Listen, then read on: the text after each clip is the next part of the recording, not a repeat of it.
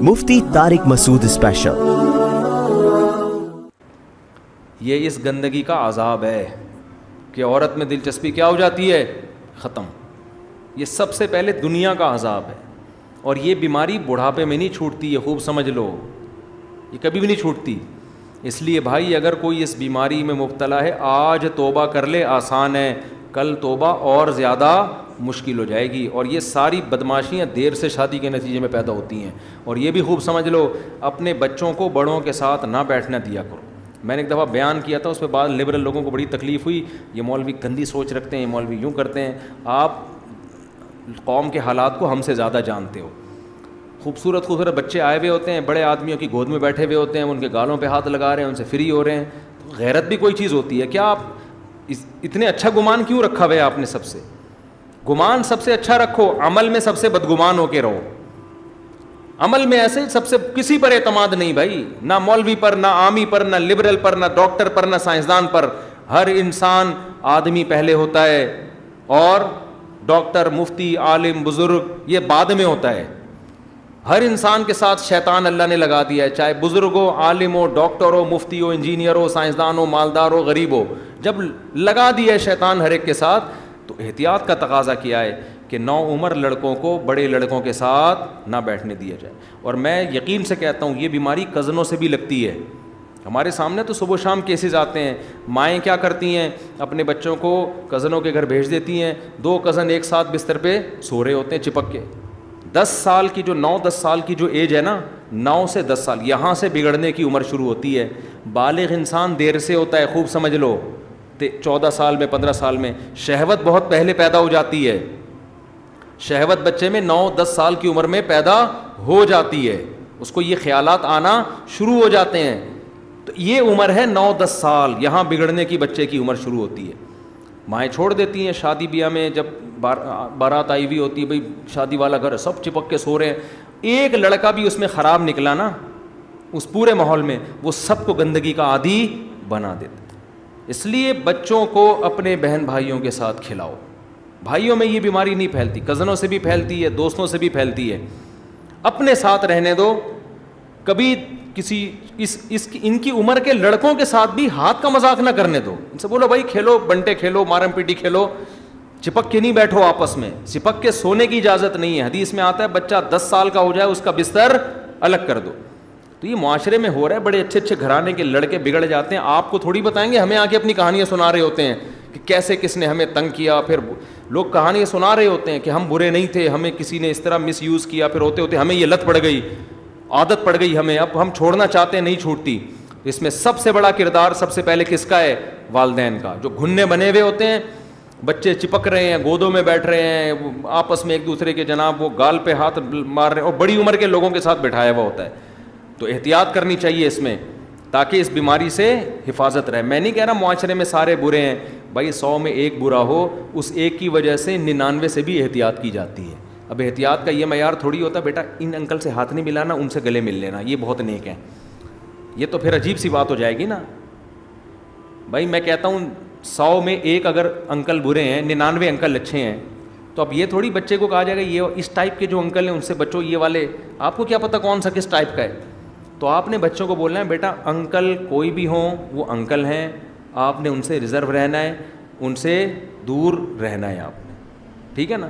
بس دور دور سے السلام علیکم، وعلیکم السلام، پتلی گلی سے نکلو، اس سے زیادہ نہیں فری ہونے دینا کسی کو۔ تو احتیاط کرنی چاہیے اس میں۔ تو خیر اب قوم کا دیکھو حشر کیا ہوا ہے۔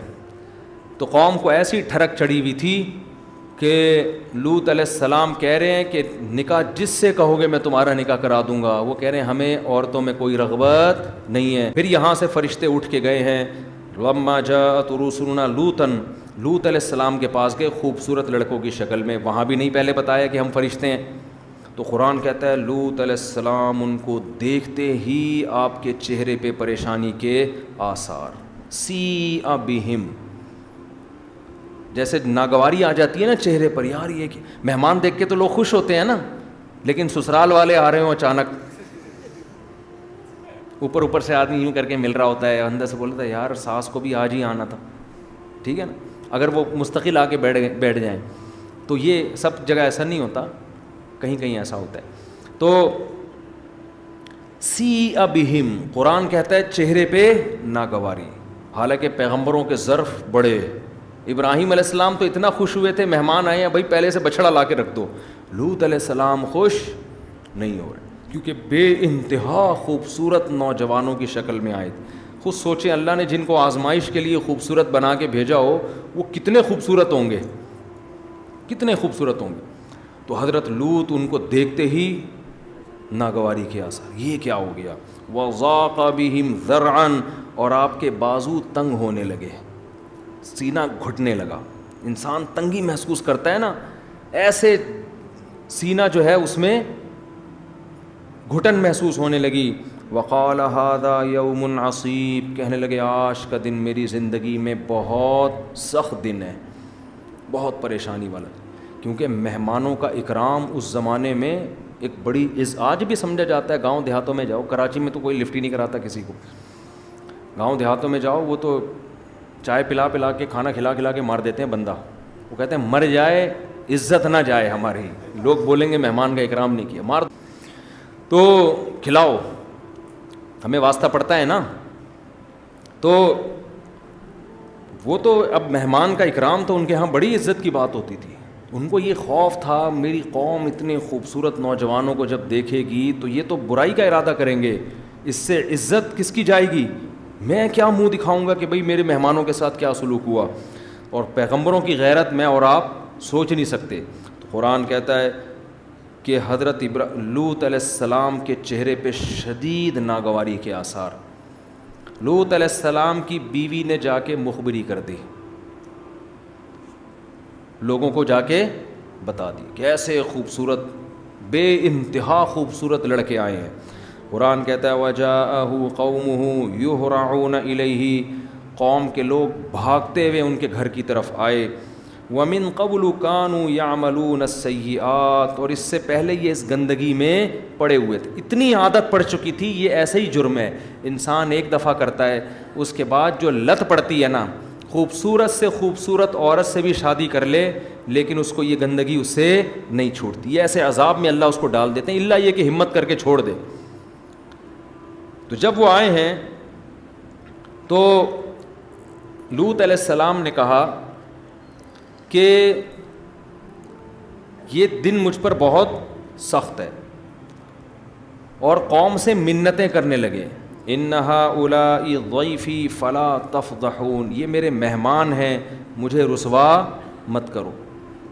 تو قوم کیا کہتی ہے جواب میں، اولم ننہک عن العالمین، اے لوط ہم نے تجھے پہلے سمجھا دیا تھا کہ ہماری عادت کا تجھے پتہ ہے، تو اپنے گھر میں کسی ایسے مہمان کو داخل نہ ہونے دینا، ہم نے پہلے تجھے بتا دیا تھا. لوط علیہ السلام تو خیال کرتے ہوں گے نا یہ تو اللہ کی طرف سے آ گئے فرشتے، ان کو کیسے روکیں، اور گھر پہ آئے ہوئے مہمان کو تو کوئی نہیں بھگاتا. تو ہم نے تجھے پہلے منع کیا تھا کہ تجھے ہماری عادت کا پتہ ہے، لہذا تو کسی ایسے شخص کو گھر میں داخل نہ ہونے دینا. اب یہ غلطی ہماری نہیں ہے، معاذ اللہ کس کی ہے، آپ کی غلطی ہے. تو لوط علیہ السلام کیا کہتے ہیں، ہؤلاء بناتی ہن اطہر لکم، یہ میری بیٹیاں ہیں، مراد ہے قوم کی بیٹیاں، کیونکہ پیغمبر روحانی باپ ہوتے ہیں. لوط علیہ السلام کا چونکہ قوم میں ایک وقار بھی تھا نا، تو بھائی کسی کو جس بھی لڑکی سے نکاح کرنا ہے میں اس کا نکاح اس سے کروا دوں. رشتوں میں مسائل ہوں، شادی نہیں ہو رہی ہو، یعنی ہر طرح سے حجت تمام کر دی. ہؤلاء بناتی، میری قوم کی بیٹیاں ہیں، ہن اطہر لکم، یہ پاکیزہ ہیں، ان سے نکاح کرو، یہ نیچر ہے. ان کنتم فاعلین، اگر تم نے اپنی خواہش پوری کرنی ہے. قوم جواب میں کیا کہتی ہے، لقد علمت، اچھا آگے کہنے لگے الیس منکم رجل الرشید، کیا تم میں کوئی ایسا شخص نہیں ہے جو تمہیں سمجھا دے، سارے نالائق ہو گئے ہیں، یعنی کوئی تو ایسا ہو جو تمہیں میں سے کھڑا ہو کر تمہیں پیچھے دھکیلے اور کہے کہ یہ لوط صحیح کہہ رہے ہیں، ان کو تنگ نہ کرو، کوئی تم میں ایسا نہیں ہے. قالوا لقد علمت، جواب میں کہنے لگے اے لوط تجھے یہ بات معلوم ہے، ما لنا فی بناتک من حق، ہمیں عورت میں کوئی دلچسپی نہیں ہے. قرآن ایک جگہ کہتا ہے لعمرک انہم لفی سکرتہم یعمہون، اے محمد صلی اللہ علیہ وسلم ہمیں آپ کی عمر کی قسم وہ لوگ نشے میں مدہوش تھے، شہوت دماغ پہ چڑھی ہوئی تھی ان کی، ذرا بھی خیال نہیں تھا کہ یہ پیغمبر پاک سیرت ہے. دیکھو انسان کتنا ہی برا ہوتا ہے، سامنے والے کی داڑھی دیکھ کر، اس کے چہرے کا نور دیکھ کر، اس کی پاکیزہ زندگی دیکھ کے اس پہ ترس آ جاتا ہے کہ یار یہ گندگی کرنی ہے کسی اور کے ساتھ جا کے کر لو. یہ تو قوم کے بزرگ ہیں، یہ تو تہجد گزار ہیں، یہ تو سخی ہیں. ہوتا ہے نا انسان کہ یار چھوڑو. ہم نے بعض ڈاکوؤں کو دیکھا ہے. ایک مولوی صاحب نے مجھے اپنا واقعہ سنایا کہ فیکٹری میں ڈکیتی ہوئی، سب کی جیبوں سے ڈاکوؤں نے موبائل لیا، پیسے لیے. کہہ رہے میں ٹوپی پہن کے اور میری داڑھی نا ایسے بیٹھا ہوا تھا، تبلیغ سے نئے وقت لگا کر آئے تھے. سر میرے سے بھی لے لیا سب کچھ. کہہ رہے پھر آخر میں جانے سے پہلے مجھے بتایا رہا ہوئے ایسے کہتے ہیں ایسے ادھر تو مولوی لگ رہا ہے، تھوڑا سا شکل سے شریف آدمی لگ رہا ہے. ڈاکو نے یہ لے، اور اپنی طرف سے بھی کچھ حرام پیسے تھے وہ. چلو شاباش، انجوائے کرو لائف کو. غلط کیا ڈاکو نے، لیکن تھوڑی سی اس میں بھی کیا آ گئی، تھوڑی سی غیرت آ گئی. یار داڑھی دیکھ لو. بعض لوگ لڑکیوں کو چھیڑتے ہیں، لیکن پردے والی لڑکی کو دیکھ کے تھوڑی ان کو غیرت آ جاتی ہے. وہ بے پردے کو بھی چھیڑنا غلط ہے. ایسا نہ ہو کہ آپ کہیں کہ چلو وہ والا چھیڑنا کم، وہ تو غلط ہے. لیکن پردے والی کو چھیڑنا اور زیادہ غلط ہے کہ بھائی یہ تو اسکارف لے کے جا رہی ہے، یہ تو پردہ کر رہی ہے، کوئی ایسی خاندان کی لگ رہی ہے جو ان چیزوں کو پسند نہیں کرتے. وہ بھی نہیں پسند کرتی، لیکن یہ زیادہ پسند نہیں کرتی. تو ان کو اتنا بھی خیال نہیں آیا کہ ان لوط علیہ السلام کی حالت دیکھو اس وقت کیا ہو رہی ہے. تو قرآن کہتا ہے لعمرک انہم لفی سکرتہم یعمہون، آپ کی عمر کی قسم یہ لوگ اس وقت نشے میں مدہوش ہو چکے تھے. پھر لوط علیہ السلام نے جب دیکھا مان نہیں رہے ہیں تو کہنے لگے لو ان لی بکم قوتا، کاش میرے پاس طاقت ہوتی. آج کتنے کمزور، اکیلا ہوں، چند لوگ میرے ساتھ ہیں جو ایمان لے کر آئے ہیں، میری اپنی بیٹیاں اور بیوی بھی انہی کے ساتھ ہے. کاش میرے بازوؤں میں طاقت ہوتی. او آوی الی رکن شدید، یا کوئی تم میں سے میرے ساتھ ہوتا، کوئی اس وقت تم لوگوں میں سے ایسا ہوتا جو میری صف میں آ کے کھڑا ہو کے تمہیں سمجھا رہا ہوتا، اس کی پناہ میں چلا جاتا. کچھ بھی نہیں ہے. جب فرشتوں نے دیکھا نا کہ ایسی قسم پرسی کی حالت لوط علیہ السلام کی ہو گئی، یہ شدید ٹینشن میں. دیکھو اللہ کا وہی معاملہ ہوا نا جو فرعون اور حضرت موسیٰ کے واقعے میں. ان کو جب اللہ نے پریشانیوں میں ڈالا ہے بنی اسرائیل کو، تو پریشانیوں کی انتہا پہ جب لے گیا ہے نا اللہ کہ اب بچنے کا کوئی راستہ تمہارے لیے ہے نہیں، اور وہ کہنے لگے مر گئے، اس وقت اللہ نے ان کو نجات دی. اور فرعون کو جب اللہ کامیابی کی انتہا پہ لے کر گئے ہیں کہ اب تو پوری بنی اسرائیل آپ کے کنٹرول میں، آگے دریا ہے، پیچھے فرعون ہے، اب یہ کہیں نہیں بھاگ سکتے. فرعون اپنی کامیابی کی انتہا کو پہنچ چکا تھا اور بنی اسرائیل اپنی ناکامی کی انتہا کو، اور ایک دم اللہ نے معاملہ کیا کیا ہے، پلٹا ہے کہ بنی اسرائیل کو کامیابی کی انتہا تک پہنچا دیا اور فرعون کو ناکامی کی انتہا تک. یہ اللہ آزماتا ہے نیک لوگوں کو، اللہ پریشانیوں کی انتہا تک پہنچا کے آزماتا ہے، اور بروں کو اللہ آسائشیں دے دے کے سنستدرجہم، قرآن کہتے ہیں ہم آسائشیں دیتے ہیں تاکہ گناہ میں انتہا کو پہنچے، تاکہ ہم ان کو عذاب دیں، حجت تمام ہو جائے. اللہ عذاب دے تو اللہ کو بھی ترس نہ آئے ان کے اوپر کہ میں نے ان کو مہلت نہیں دی تھی، ان کو موقع ہی نہیں ملا ایسا. تو اب لوط علیہ السلام کئی سال سے قوم کو سمجھا رہے ہیں لڑکوں سے بدفعلی مت کرو، عورتیں پیدا کی ہیں. وَتَذَرُونَ مَا خَلَقَ لَكُمْ رَبُّكُم مِّنْ أَزْوَاجِكُمْ، جن عورتوں کو اللہ نے تمہارے لیے پیدا کیا ان کو چھوڑ دیتے ہو تم، اور تم لڑکوں کی طرف آتے ہو. أَتَأْتُونَ الْفَاحِشَةَ مَا سَبَقَكُم بِهَا مِنْ أَحَدٍ مِّنَ الْعَالَمِينَ، ایسی بے حیائی کر رہے ہو جو اس کائنات میں اس سے پہلے کسی نے بھی نہیں کی، کیونکہ نیچرل نہیں ہے، یہ تو ایک دوسرے سے سیکھتے ہیں لوگ. جو نہیں رینگ رہی اور اللہ کے عذاب سے بھی ڈرا رہے ہیں، تو بجائے عذاب آنے کے کیا ہو رہا ہے، گناہ اور زیادہ آسان. اسی خوش فہمی میں آتا ہے گناہ گار کہ یار میرے لیے گناہ آسان ہو رہے ہیں، اگر اللہ ناراض ہوتا تو عذاب دیتا نا، اور آسانیاں کیوں پیدا کر رہا ہے. میں مثالیں دیتا ہوں نا، پہلے زنا کرنا مشکل تھا، اب کیا ہو گیا ہے، بولو آسان. زنا کے خلاف علماء تقریریں کرتے تھے، زانی پر یہ عذاب، زانی پر یہ، زانی کہتے تھے ہم پر تو کوئی عذاب نہیں آیا، بلکہ اب زنا اور زیادہ سستا اور زیادہ آسان. بعض تو اچھے اچھے گھرانوں کی لڑکیاں زنا کر لیتی ہیں، میرے تو پاؤں سے زمین نکل جاتی ہے جب میں ایسے واقعات سنتا ہوں نا. پہلے کوئی فحش فلمیں دیکھنے کے لیے مخصوص سینما گھر تھے، چھپ چھپا کے جاتے تھے لوگ، اب ہر ایک کے موبائل میں سہولت موجود ہے، انٹرنیٹ پہ سہولت موجود، جو گند دیکھنا چاہو. تو گناہ مشکل ہونے کے بجائے کیا ہو رہا ہے؟ آسان. اور گناہ گار یہ کہہ رہے اللہ کا عذاب تو آیا نہیں, میں نے تو اتنی فلمیں دیکھ لی, میں نے تو اتنے زنا کر لیے, میں نے تو اتنا یہ کر لیا. او بھائی یہ اللہ کا عذاب نہ آنا زیادہ بڑا عذاب ہے. اللہ کی رحمت یہ گناہ کرو فوراً چپت لگ جائے, انسان کا بچہ بن جائے آدمی. صحابہ کے ساتھ ایسا ہی ہوتا تھا, گناہ کرتے تھے فوراً سزا ملتی تھی, یہیں دھل دھلایا جاتا تھا معاملہ. کتنے واقعات ہیں حدیث میں. ایک صحابی ایسے زنا ہوا, جوہینہ قبیلے کی تھیں, یا رسول اللہ سزا جاری کریں میرے اوپر, رجم کریں. آپ نے چہرہ پھیر لیا, دوبارہ آئیں, آپ نے فرمایا تم تو حمل سے ہو, نہیں پھر دوبارہ آئیں, کا سزا جاری. وہ چاہ رہی تھی کہ یہ پتھروں سے مار کے مجھے ہلاک کر دیں, یہیں دھل دھلا جائے میرا گناہ, کیونکہ ان کو پتہ تھا زنا ہو تو گیا ہے مگر اس کی سزا آخرت میں کتنی بڑی ہے. یا رسول اللہ مجھے سزا دیں. آپ نے پھر چہرہ پھیر لیا, تیسری دفعہ آئیں, پھر چوتھی دفعہ آئیں, پھر آپ نے کہا تمہارے پیٹ میں بچہ ہے, بچہ جن لیا, پھر آئیں, اب سزا دیں مجھے. آپ نے عرض کیا کہ ابھی اس بچے کو تمہاری ضرورت ہے. روٹی کا ٹکڑا پکڑا کے آئیں بچے کے ہاتھ میں کہ بڑا ہو گیا ہے, اب اس کو میری ضرورت نہیں ہے. پھر آپ نے حکم دیا, رجم کیا, خون کی چھینٹیں پڑی ہیں, یا جنازہ پڑھایا. تو حضرت عمر نے اعتراض کیا, یا رسول اللہ ایک زانی عورت کا آپ جنازہ پڑھا رہے ہیں. نبی نے فرمایا لقد تابت توبتاً لو قسمت بین 70 من اہل المدینۃ لوسعتہم. اللہ کی قسم ایسی توبہ کی ہے 70 کبیرہ گناہ گاروں میں بانٹی جائے تو سب کی مغفرت ہو جائے. ان کو پتا تھا بھائی گناہ ہلکی چیز نہیں ہے, پتھر مروا دیے. حضرت معاذ رضی اللہ تعالیٰ عنہ ہے, مجھ سے زنا ہوا ہے یا رسول اللہ, شادی شدہ ہوں. آپ نے وہاں بھی چہرہ پھیر لیا, پھر دوبارہ ہے, پھر تیسری بار, پھر چوتھی بار, پھر آپ نے حکم دیا رجم کرو. انہیں بھی پتھروں سے اسی طرح سے ہلاک کیا گیا. وہ خوش قسمت تھے خدا کی قسم. میں یہ نہیں کہہ رہا کسی نے زنا کیا تو اپنے آپ کو پتھر مروا دے جا کے, اب تو حد جاری کرنے کی حکومت بھی نہیں ہے اور خود سے کرنا بھی نہیں ہے, یہ تو صحابہ کا تقویٰ تھا. لیکن توبہ تو کرے نا اللہ سے گڑ گڑا کے, اللہ تیرا عذاب آنے سے پہلے مجھے دوبارہ موقع نہ دینا زنا کا, اور مجھے عذاب ٹال دے, میں توبہ کر چکا ہوں. شکر کرے ابھی تک عذاب آیا نہیں ہے, اس غنیمت سے فائدہ اٹھا کے توبہ میں جلدی کرے. اور آج گناہ گار کیا کر رہا ہے, چونکہ نہیں آیا ایک اور دفعہ کر کے دیکھو, پھر بھی نہیں آئے گا, پھر کر کے دیکھو کچھ نہیں ہوتا, پھر کر کے دیکھو کچھ نہیں ہوتا. ابے ہم تو کتنے عرصے سے کر رہے ہیں, زنا کر رہے ہیں, یہ کر رہے ہیں, وہ کر رہے ہیں, کوئی عذاب نہیں ہے, کوئی کچھ نہیں ہے. یہ ساری کہانیاں وہ تھیں جو پہلے قومیں پیغمبروں کے ساتھ کرتی تھیں. کوئی عذاب نہیں آتا, کوئی عذاب نہیں آتا.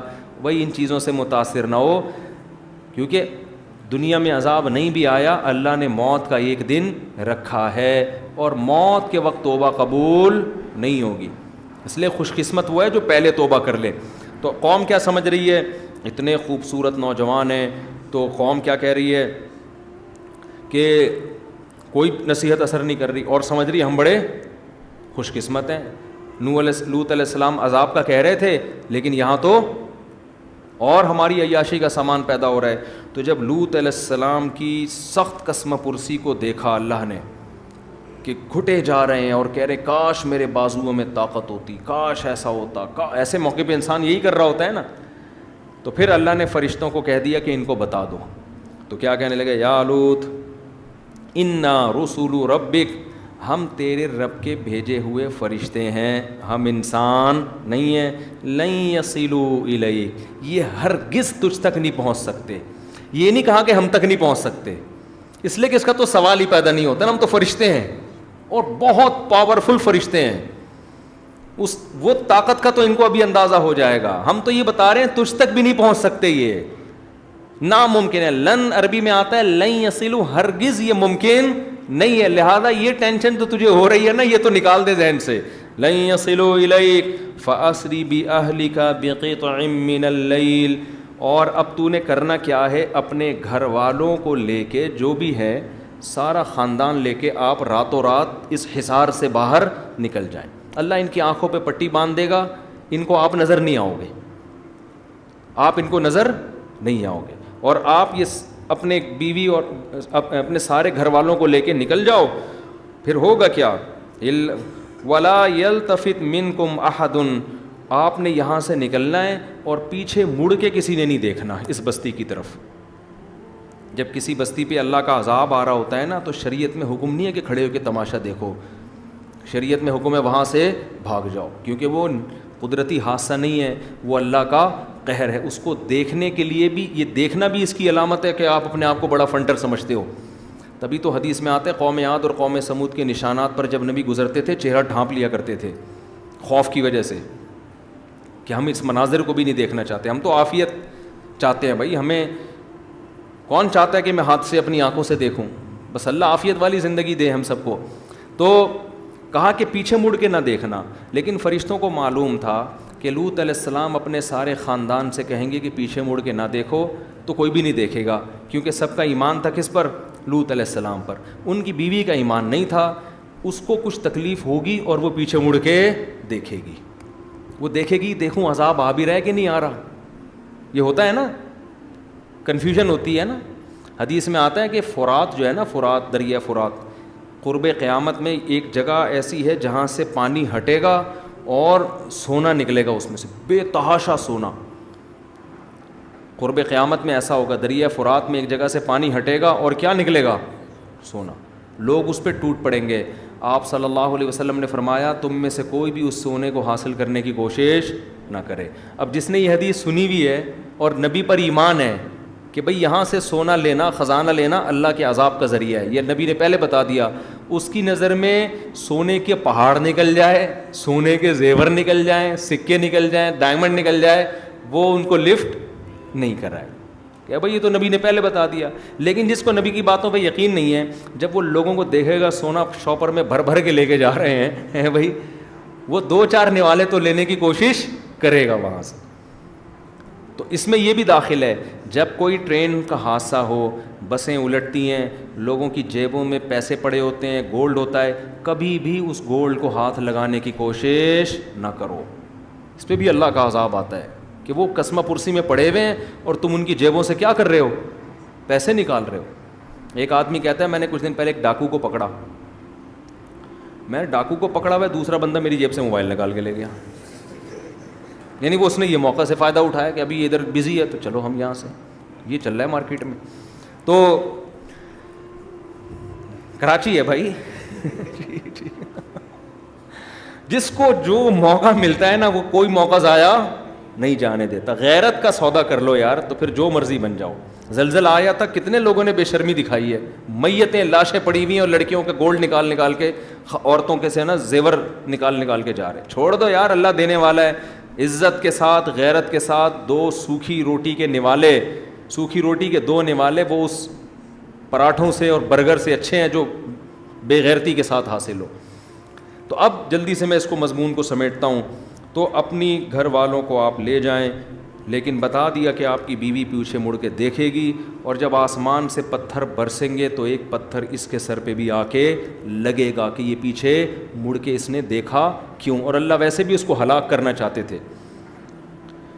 پھر فرمایا ان موعدہم الصبح، آپ تو راتوں رات نکل جائیں، باقی اس قوم پر عذاب آئے گا صبح کے وقت. جیسے ہی صبح صادق ہوگی، آج کی تاریخ، آج کی ڈیٹ جو اسلامی لحاظ سے ڈیٹ ہے چینج ہوگی، اس قوم پر عذاب آ جائے. حضرت لوط اتنے پریشان تھے کہ وہ ٹائم دیکھنے لگے کہ صبح صادق میں تو بہت ٹائم ہے. یعنی اتنے ٹینشن میں آ گئے تھے کہ وہ چاہ رہے تھے یہ جلدی ہلاک ہوں تاکہ میری جان بچے، ایسا نہ ہو اس دوران یہ کچھ کر لیں. تو فرشتوں نے تسلی دی، الیس الصبح بقریب، اے لوط کیا صبح قریب نہیں ہے؟ بہت کم ٹائم رہ گیا صبح ہونے میں، پوری رات تو اسی جھگڑے میں لگ گئی ہے آپ کی. تو صبح میں زیادہ دیر کیسی تسلیاں دے رہے ہیں. اور اس سے پتہ چلتا ہے لوط علیہ السلام پریشان کتنے تھے کہ بھائی صبح میں تو بہت دیر ہو جائے گی. پھر قرآن کہتا ہے فلما جاء امرنا، جب ہمارا حکم آیا، جعلنا عالیہا سافلہا، ہم نے زمین کے اوپر کے حصے کو نیچے کر دیا، ایسے پلٹ دیا. وَأَمْطَرْنَا عَلَيْهَا حِجَارًا، اور ہم نے آسمان سے پتھر برسائے. اب علماء مفسرین کہتے ہیں یا تو پتھر پہلے برسے ہیں اور الٹا بعد میں، کیونکہ واو کے ساتھ ہے، دونوں کام ہوئے ہیں. اس میں اللہ نے ترتیب نہیں بیان کی، یوں نہیں کہا فجعلنا، فَأَمْطَرْنَا نہیں کہا، تو وَأَمْطَرْنَا، تو دونوں کام ہوئے ہیں. یا تو ایسے ہی ہوا کہ زمین کو الٹا پہلے ہے پھر مزید رسوا کرنے کے لیے پتھر برسائے. اور یا ایسے ہوا کہ پہلے اللہ نے قوم پہ آسمان سے پتھر برسائے ہیں اور پھر ان کے نشانات ختم کرنے کے لیے زلزلہ لا کے زمین کو بالکل الٹ دیا. مسومۃ عند ربک, اللہ کہتے ہیں پتھر نشان زدہ تھے. جس پتھر نے جس کے سر پہ جا کے لگنا تھا اس پتھر کو وہی آرڈر دیا گیا تھا. ایک ایک پتھر پہ نشان تھا کہ کس نے کس کمبخت کے سر پہ جا کے لگنا ہے. اتنا تنگ کیا تھا انہوں نے پیغمبر کو. تو مسومۃ عند ربک, تیرے رب کے پاس ان پتھروں پہ علامتیں تھیں. وہ تیرے رب کو معلوم تھی, وہ فرشتوں کو بھی معلوم نہیں تھی. وہ تیرے رب کو پتا تھا کہ کس کے مقدر میں نے کون سا پتھر لکھا ہوا ہے. آگے اللہ کہتے ہیں وما ہی من الظالمین ببعید, اے نبی یہ جو مشرکین مکہ کے جو ظالم ہیں ان کو آپ بتا دیں کہ قوم لوط کی بستی تم سے دور نہیں ہے. جب یہ سفر میں جاتے تھے, کیونکہ عرب میں یہ جو واقعات ہیں نا یہ سینہ بسینہ بھی چلے آ رہے تھے سارے. عرب لوگ ان واقعات کو پہلے سے پڑھتے تھے, جانتے تھے کہ بھئی یہ قوم لوط ہے, یہ قوم عاد ہے. ہسٹری ہوتی ہے نا, لوگ سنتے چلے آ رہے ہیں. تو اللہ کہہ رہے ہیں کہ یہ بستیاں تم سے زیادہ دور بھی نہیں ہیں, ان کے نشانات پر سے تم گزرتے ہو. تو اس سے بھائی ہمیں کیا سبق ملتا ہے؟ وقت بہت زیادہ ہو گیا. کہ اپنے آپ کو اس گندی عادت اور لعنت سے بچائیں. پہلی بات تو یہ کہ بچپن سے ہی احتیاط کریں. ماں باپ کی ذمہ داری ہے, استاذ کی ذمہ داری ہے کہ وہ بچوں کو بچا کے رکھے, ٹیچر کی ذمہ داری ہے کہ وہ نگرانی کرے, خود بھی زیادہ فری ہونے کی کوشش نہ کرے, ریزرو رہنا چاہیے. دوسری بات کیا ہے؟ بر وقت شادی کر دو بچے کی بالغ ہوتے ہی. حلال میں مشغول ہو گیا, حرام سے نفرت, دل ہی نہیں چاہے گا اس کو یہ باتیں. ہم جو لوگ یہ کام نہیں کرتے نا ان کو حیرانگی ہوتی ہے کہ یار یہ لوگ کیسے کر لیتے ہیں, لڑکوں سے کیسے خواہش پوری کرتے ہیں. ان کو تو الٹی آتی ہے یہ سنتے ہی. ہمارے حضرت فرمایا کرتے تھے, ہم جب سنتے تھے کہ لڑکوں سے بھی بدفعلی کوئی کرتا ہے تو کرنا, ہمیں تو قے آنے لگتی تھی کہ کیسا گندا آدمی ہوگا جو یہ کر رہا ہے. تو آپ نیچر پہ قائم رکھنے کے لیے ضروری ہے کہ حلال میں اس کو پہلے مشغول کر دو. سمجھتے ہو؟ بالغ ہوتے ہی کیا کر دو؟ نکاح کر دو اس کا, ورنہ بڑی عمر میں بھی پھر یہ گندگی چھوٹتی نہیں ہے. چھوڑنا چاہے تو چھوٹ جاتی, مشکل ہو جاتی ہے. تو جتنا دیر ہوگی اتنا ہی مشکل ہو جائے گا یہ کام. اور اس کے لیے چونکہ یہ ایک نفسیاتی بیماری کی طرح چپک جاتی ہے تو اس لیے اس کے لیے ماہر نفسیات سے بھی رابطہ کرنا چاہیے. لیکن ماہر نفسیات کوئی ایسا ڈاکٹر ہو جو خود ان چیزوں کو, کیونکہ آج کل لبرل بہت پیدا ہو رہے ہیں نا, امریکہ سے پڑھ رہے ہیں تو کہتے ہیں ایکچولی نو یہ کر کے نا یہ تو ایک انسان کی وہ ہے, بائی بورن ایسے ہوتے ہیں. ٹوپی ڈرامے بہت شروع کرتی ہیں آج کل ڈاکٹروں نے. کوئی ایسا ڈاکٹر جو اس کو بغیرتی سمجھتا ہو. زیادہ تر تو اب تک الحمدللہ بغیرتی ہی سمجھتے ہیں اس عمل کو, ٹھیک ہے نا. لیکن اب کیونکہ یورپ سے متاثر ہو رہے ہیں نا ہمارے ڈاکٹر بھی, ہو سکتا ہے کچھ دنوں میں وہ اس کو پروموٹ کرنا شروع کر دیں کہ ریلیکس ہونے کے لیے. ایکچولی آج کل ٹینشنیں بہت ہیں, اگر وسیم بھائی سے تمہاری شادی ہوگی تو کیا ہو گیا اس میں. تو یہ ہو سکتا ہے کچھ کل ہمارے ڈاکٹر اس طرح کی باتیں شروع کر دیں. میں یہ لڑکا ہے نا ہمارا شاگرد ہے, یہ فہد جو ریکارڈنگ کرتا ہے, بڑی یورپ کی تعریفیں کر رہا تھا, جرمنی بہت اچھا ہو, یورپ ایکچولی یہ وہ آزادی. میں نے کہا بھائی بہت اچھا ہے, ٹھیک ہے, لیکن ایسا نہ ہو تم بڑے ہوگے, تمہارے بچے بڑے ہو جائیں گے, ایک دن بچہ کہ ابو میں نے وسیم سے شادی کرنی ہے. ہاں یہ اتنی آزادی ہے وہاں پہ. ابو میں نے سبکتگین سے شادی, ابو میں نے ارشد سے شادی کرنی ہے. تو تمہاری بہو ارشد صاحب تمہاری بہو ہو, صحیح ہے نا, اور تمہارا بیٹا بھی بہو ہو ارشد کے ابو کا, ٹھیک ہے نا. تو اتنی آزادی یہ اچھی نہیں ہے. تو وہ تو گورے تو اس کو صحیح سمجھتے ہیں, سارے گورے صحیح بھی نہیں سمجھتے. ایک گورے کا بھی آئے وہ رو رہا ہے کہ میرا بیٹا یا مائیکل جیکسن ٹائپ کے کسی آدمی سے شادی کر رہا ہے, یعنی کوئی بندہ وہ رو رہا ہے کہ میرا بیٹا, کیونکہ ان میں بھی بہت سے لوگ ابھی تک فطرت پہ قائم ہیں. ابھی ٹائم لگے گا ان کو پوری قوم کو بگڑنے میں, پوری قوم ابھی ان کی نہیں بگڑی ہے. تو اس لیے اللہ کا واسطہ کسی میں یہ مسئلہ ہے تو ابھی توبہ کر لو اور شادی کر لو جلدی, تاکہ اس عذاب سے جتنا جلدی ہو جان چھوٹے. اللہ تعالیٰ سمجھنے کی عمل کی توفیق عطا فرمائے.